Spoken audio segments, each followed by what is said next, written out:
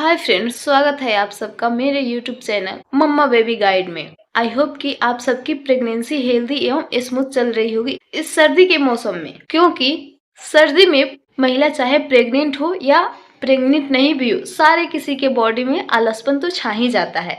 ऐसे में आलसपन के साथ साथ मन में एक और क्यूरियोसिटी होती रहती है कि घर में लड़का है या लड़की है। इसके बारे में इस वीडियो में चर्चा होने वाली है, तो वीडियो में एंड तक बने रहिए। अगर चैनल पे नए हो तो चैनल को प्लीज सब्सक्राइब कीजिए। जैसे कि हम सबको पता है कि प्रेगनेंसी के दौरान शुरुआती महीने में यानी कि फर्स्ट ट्राइमेस्टर में प्रेगनेंसी में बहुत सारे कॉम्प्लिकेशन होते रहते हैं, जैसे कि उल्टी या सिर दर्द, चक्कर आना, मिचली आना, भूख न लगना। ऐसे बहुत सारे प्रॉब्लम प्रेगनेंसी में दिखते हैं। उस समय जो प्रेगनेंसी में सिम्टम होते हैं उसमें बहुत ज्यादा आपके प्रेगनेंसी के सिम्टम में नजर नहीं जाता है। दिमाग इसी में उलझे रह जाता है कि आप बहुत ज्यादा डाइट अच्छे से नहीं ले पा रहे हो, क्योंकि आपकी फर्स्ट ट्राइमेस्टर प्रेगनेंसी है। कुछ कुछ थोड़ी बहुत कॉम्प्लिकेशन भी होती रहती है इसी वजह से।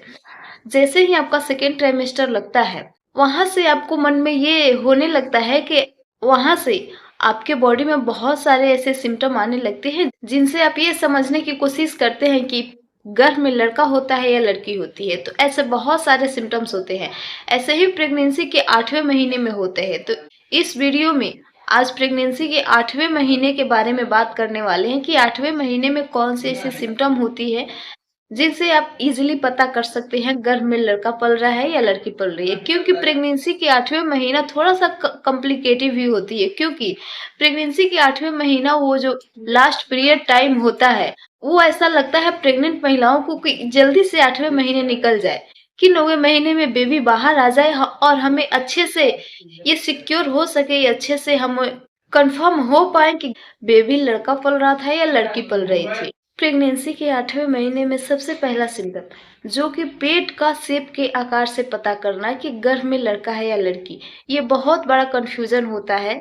यहाँ तक कि बड़े बुजुर्ग इस पे कहते हैं कि पेट का शेप अगर गोल हो, लंबाकार हो, अंडाकार हो या पेट नीचे की तरफ लटका हुआ हो, झुका हुआ हो, ऐसे पेट के आकार जब होते हैं प्रेग्नेंट महिलाओं को, इस केस में उनको लड़का कंसीव हुआ रहता है। बस ये मान्यता बड़े बुजुर्गों तक ही है, ऐसे कहने सुनने को मिलता है।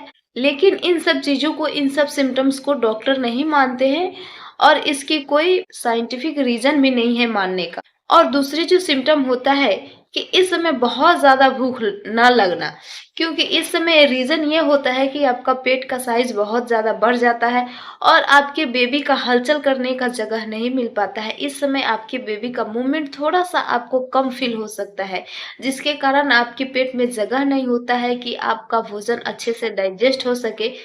उस कारण उस समय प्रेगनेंसी में भूख की भी कमी हो जाती है।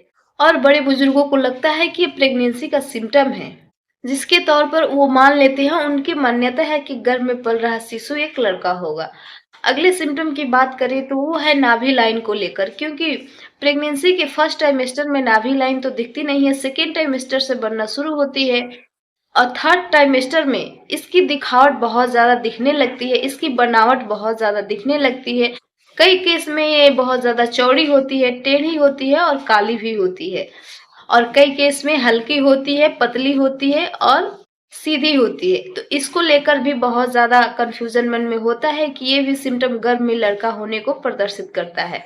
ये सब जो सारे सिम्टम है, मन को बहलाने के लिए, बस क्यूरियोसिटी को शांत करने के लिए है, न कि आई होप कि आप सबको अंदाजा